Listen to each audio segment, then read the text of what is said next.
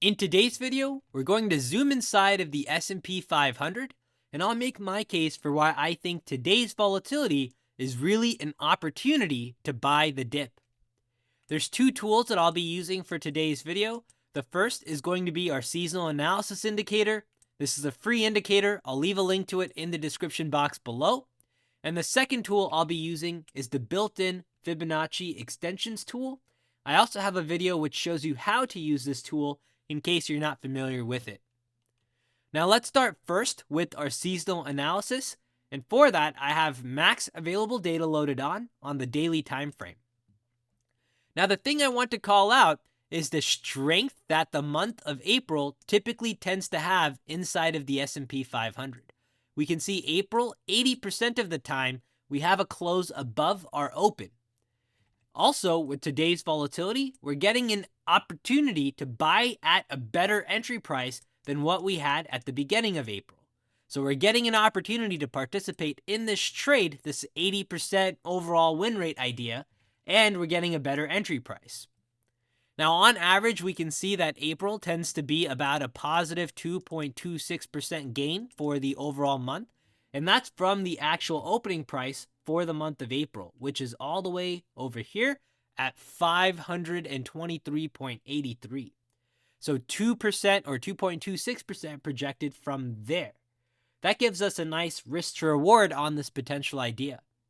Now, the strength in April comes from the Dow.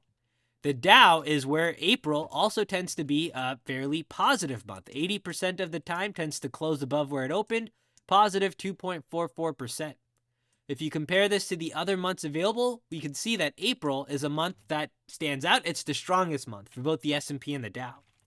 If you come into the NASDAQ, you don't see the same story. Inside of the NASDAQ, you're still above 50%, so that's a positive sign. That's your check mark. However, you're at 62.5% compared to the 80% that we saw inside of the Qs and the S&P. You can also see the average gain is a little bit less inside of the Qs. And if we come into IWM, you should notice something similar. So our takeaways with seasonal analysis is that the SPY and DIA are the two markets where we're expecting the strength in the month of April. Now, before we jump to Fibonacci, the other thing that stands out to me for both of these markets is if I load in our market pulse indicator, we have a strong bullish trend and we're essentially pulling back to the market pulse. You see that in DIA and you see that inside of the S&P 500.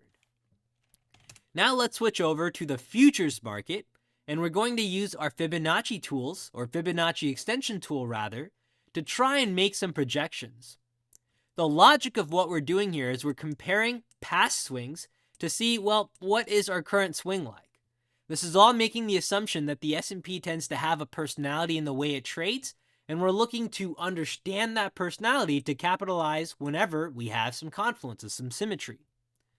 Now, the first Fibonacci level that I could find, or rather the only level from the daily time frame, is this level from December of 2023 into January of 2024, this swing right over here. I took that swing and I projected it from our high of 5333.50. From there, we get this level right over here, the one with the widest outline at 5194. Interestingly enough, today's low was pretty much into that level almost to a T. Today's low was 5192.50, off by 1.50 points. So there, that gives us this idea that we're coming into this previous place where the S&P has exhausted before and found some buyers off of the daily time frame. But that's only one data point. To find more data points, I came into the 1 hour time frame chart and I started trying to find other similar swings, again looking to have more comparisons. So all of these different swings here are swings that I've used to project from our current swing high. Now here I've used the current swing high since we've already seen this first dip, and I'm looking to now find where I think the second dip is likely to exhaust. So here I've even used this swing high when projecting from this point, and that gave us this cluster right down here. You'll notice we have a total of 5 levels from the 5 different Fibonacci high to lows that I've projected. The first 4 levels give us almost what I would call a cluster from, call it 5216 all the way up to about 5206. So it's about a 10-point wide spread, or a 10-point wide cluster, in which typically whenever the S&P has fallen this much before, it's found buyers and it's bounced up from here. Now for this current move, we've exceeded that already, not by a lot, but we have exceeded it, and we've made a way all the way down to that 5192.50 level. The one level that we have underneath is near 5179, call it 5180 just for a nice clean number, and that's where really we would expect the S&P to exhaust here. In both cases, we're much more closer towards the bottom end of where we expect price to exhaust compared to where we have our upside targets, all stemming from our seasonal analysis, along with the fact that this is still a bullish trend, and we're just getting a pullback opportunity in what is otherwise still a healthy and strong trend. At least we have no signs to think otherwise so far.